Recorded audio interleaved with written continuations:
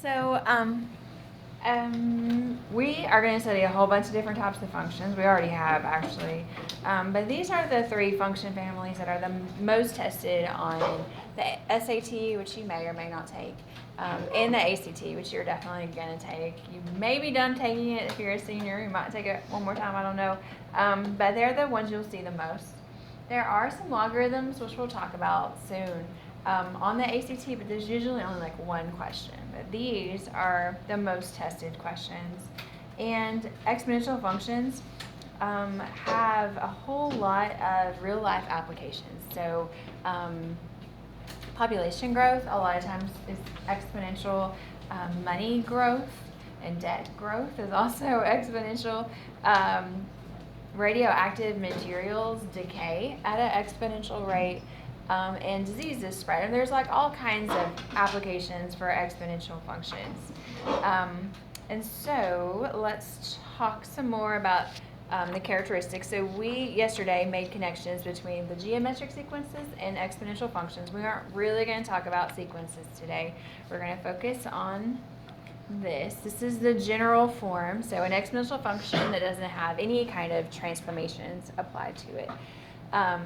B does have to be positive, or actually it can't be zero. So B can't be negative and cannot be zero. And then A can't be zero also. And then B can't be 1. If the base was 1, then it'd just be a horizontal line. It wouldn't grow at all. All right.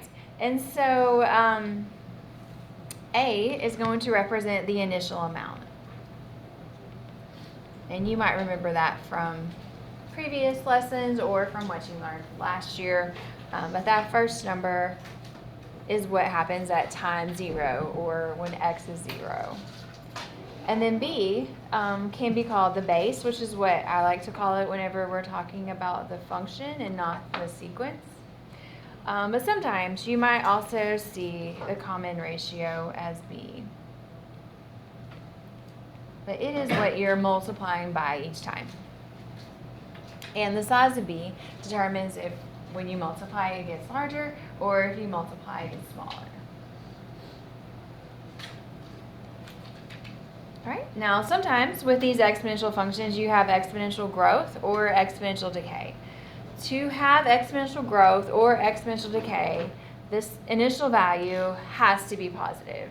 If it's negative, it's still an exponential function. It's just not going to be exponential growth or exponential decay. So if that first value is positive and B is greater than 1, you have exponential growth. If that first number is positive and B is less than 1, you have exponential decay. All right. And just some old stuff that we've talked about is when a function is increasing or decreasing. So exponential growth is always increasing and exponential decay is always decreasing. So the exponential functions are not going to change from increasing to decreasing, which also means you are not going to have any relative maximum or relative minimum values because you won't have that change. All right. The concavity. So an exponential function is always concave up or always concave down. You are not going to have a change in concavity, which means there's going to be no points of inflection. Right. And then the end behavior.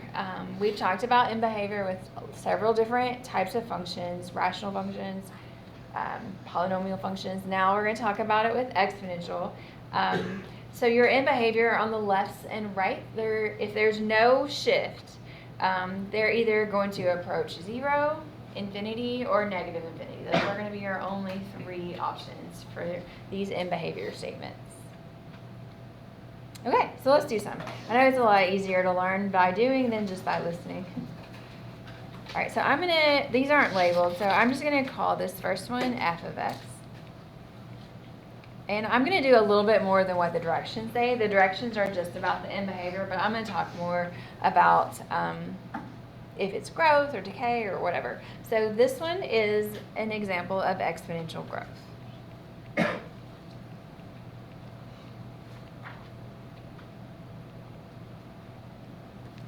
So exponential growth starts off kind of flat and then grows really, really quickly.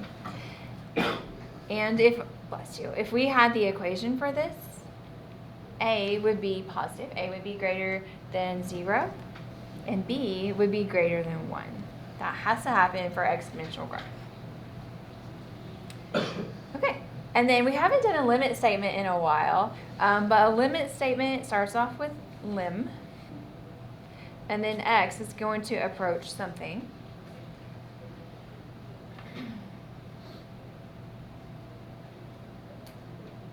So if we're talking about the left side of the graph, what would x be approaching? The far, far left. 0.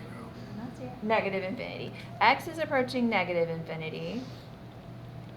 So a limit has 4 parts. It's got a limit, it's got x is approaching something, it has the function, and then it has the answer to the limit, which is going to be the y value the function is approaching on the far, far left. And what is that? On the far, far left? 0. Good. All right, and then on the right side, we're going to do all 4 parts. The limit, x is approaching, and then the function.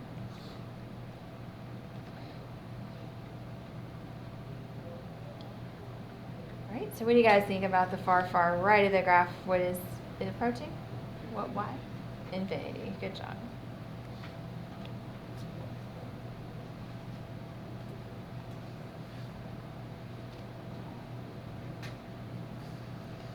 All right, and then for B, this graph is not exponential growth and it is not exponential decay.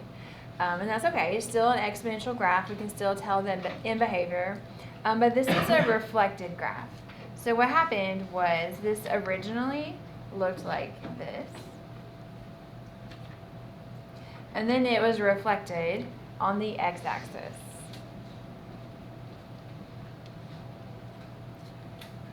And so this dotted blue graph is an exponential decay graph. And so what happened was it was a growth graph. It was a decay graph reflected over the x-axis. And so I want to think about what that means for A and B, just to help you with other things you might have to do. All right, so that reflected over the x-axis means that A is negative. That's how we get that reflection. So today, if the graph below the x-axis, it means that A is negative, that it was reflected. And for it to originally have been decay, it means that B is between 0 and 1. So some fraction or decimal between 0 and 1. Good. That's just extra information to help you do something else later. You don't need that to do the in behavior. Let's call this guy h of x.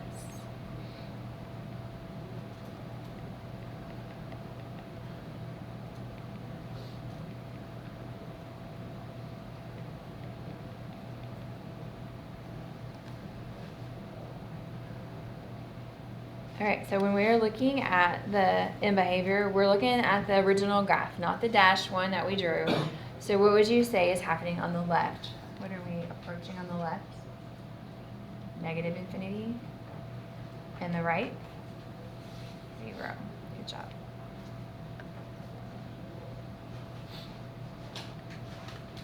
Okay, so part of the reason I wrote all those extra things is so we can do one like C, where we're not given the graph, but we can use enough information where we can find the graph. All right, so when I look at C, I can tell A is 5, so A is greater than 0, and B is 2/3, so that means that B is between 0 and 1. So what kind of graph is this going to be if that is the case? Yes, it's exponential decay. It's going to look just like this one.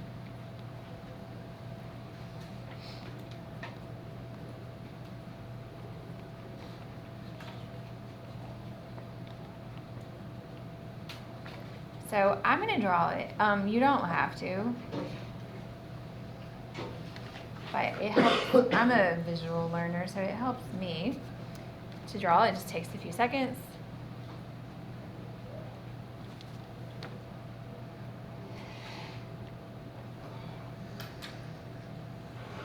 All right, this one they told us is G, so let's make sure we use that.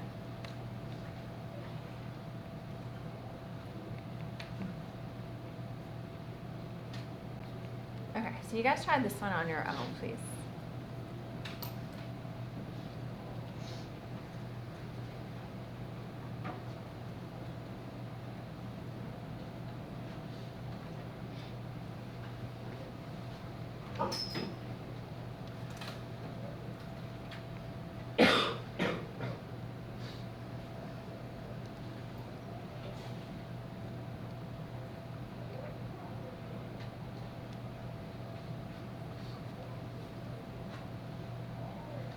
Okay.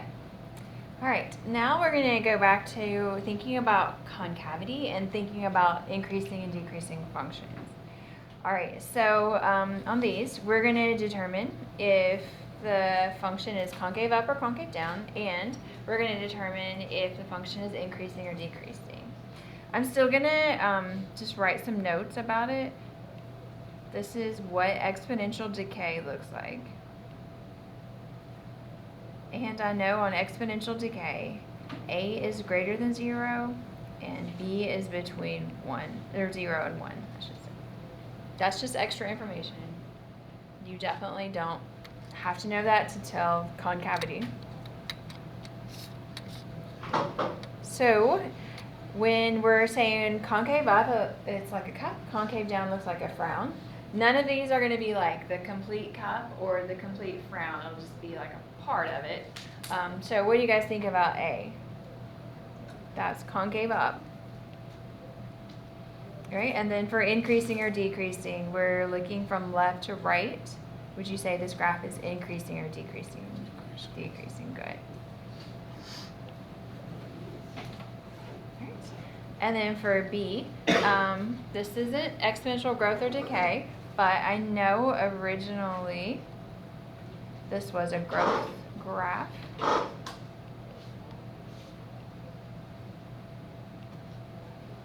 That was reflected on the x-axis. So I know that A is negative, and I know B is greater than 1.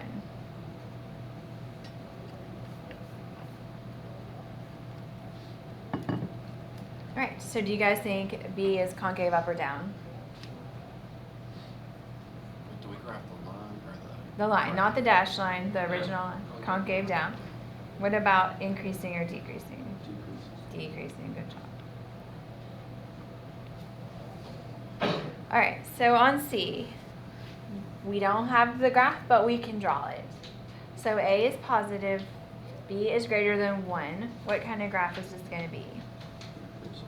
It's going to be, I heard both of you say it. It's going to be concave up and it's going to be increasing. It's going to be exponential growth.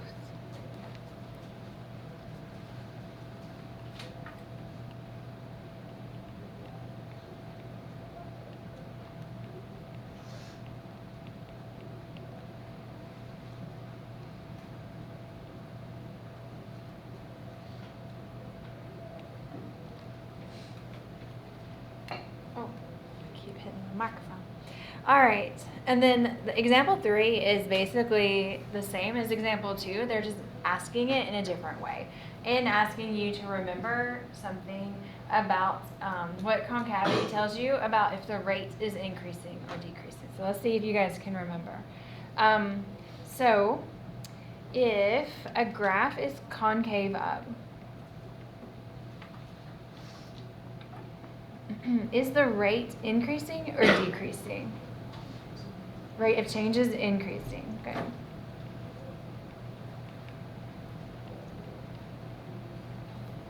And then down, the rate of change is decreasing.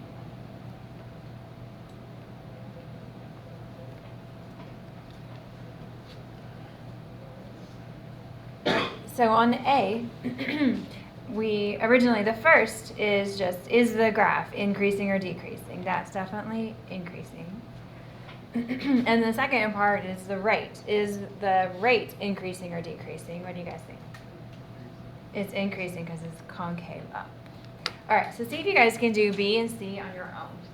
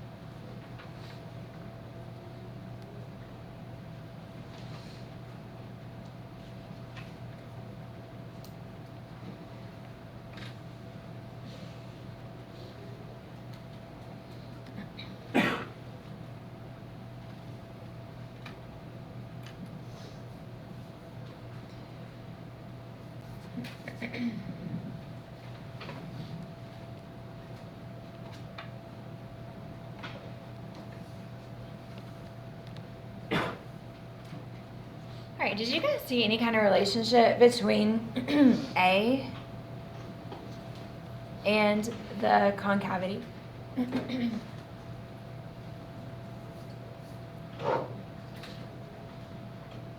There is a relationship. So between A, the number in the front, the initial value, and the concavity. What if A is positive? Like on A, it's concave up. So if A is positive, it's concave up. If A is negative, then the exponential function is concave down. You don't have to memorize that, but that is a relationship. All right. What questions do you all have?